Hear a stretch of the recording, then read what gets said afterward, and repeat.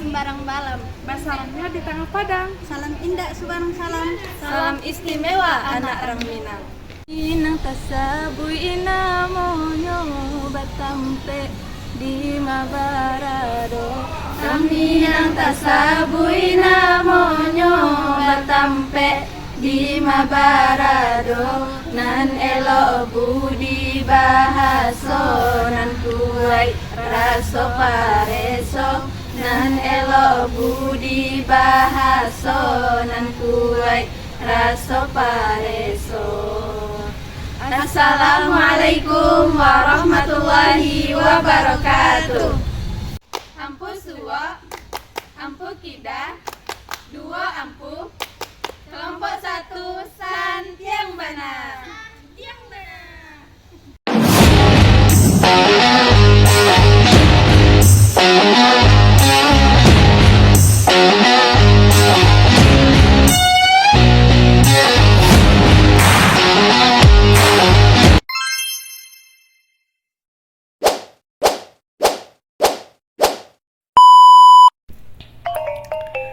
Museum Bustanul Arifin atau PDIKM. Museum Ko Barado di daerah Silayang Bawah, Kecamatan Padang Panjang Barat, Kota Padang Panjang, Sumatera Barat. Latar belakang berdirinya Museum PDIKM Ko karena adanya asumsi dari masyarakat Minangkabau yang menyebutkan indak mempunyai bukti sejarah tertulis yang elok karena tak biasa jo budaya tutur secara turun-menurun. Pendiri Museum Ko adalah Bustanul Arifin, seorang Menteri Koperasi Republik Indonesia pada masa Orde Baru. Bangunan Ko berdiri di atas tanah seluas 2 hektar dan memiliki arsitektur yang unik di mana atapnya menyerupai tanduk kabau atau disebut gonjong yang berjumlah 7 buah. Rumah gadang Ko dirancang supaya tahan gempa, di mana tiang-tiangnya indak ditanam di tanah, melainkan bertumpu jo batu data yang kuat.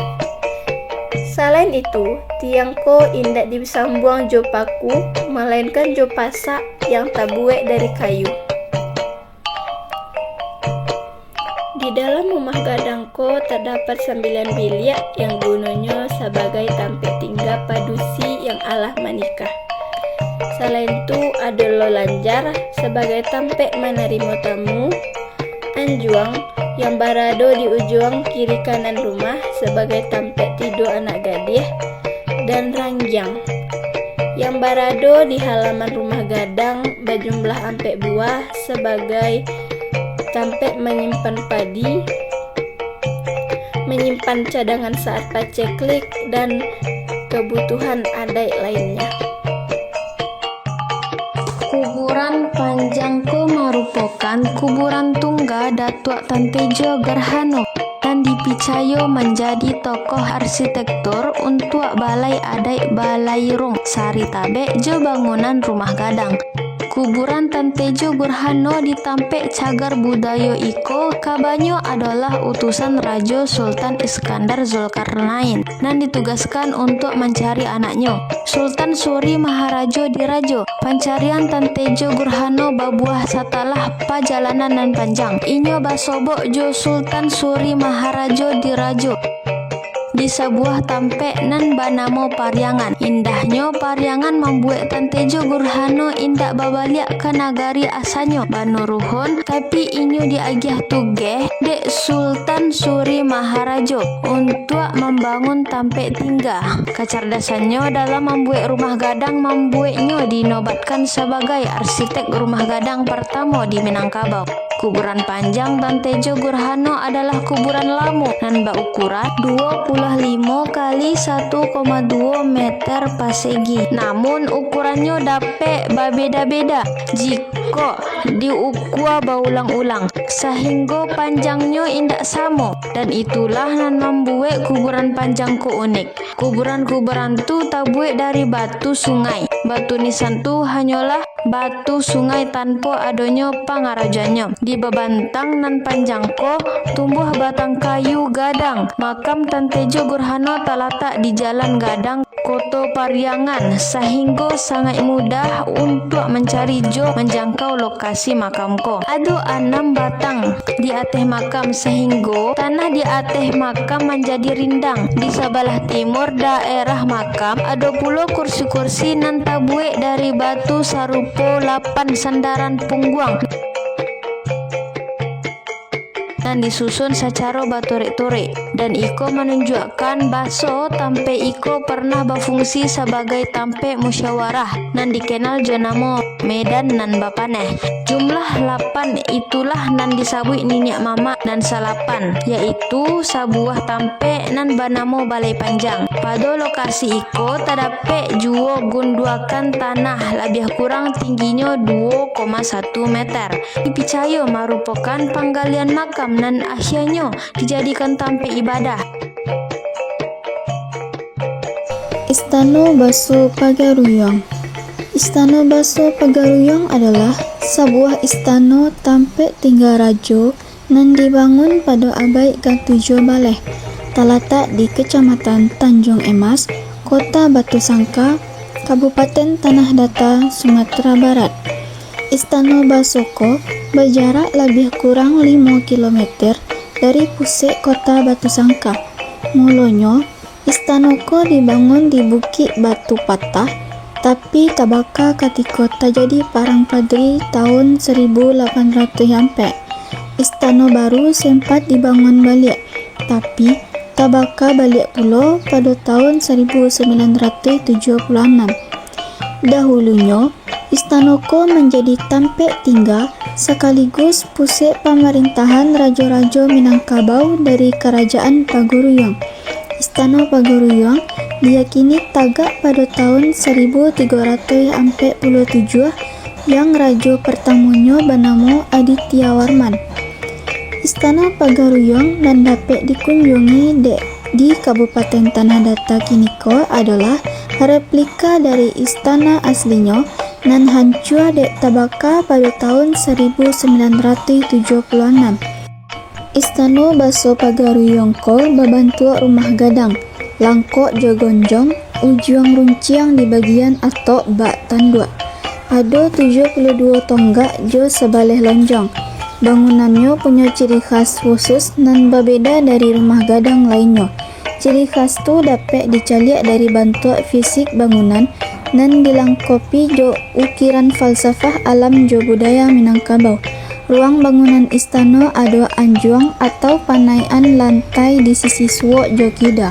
Istana ko punya 3 lantai.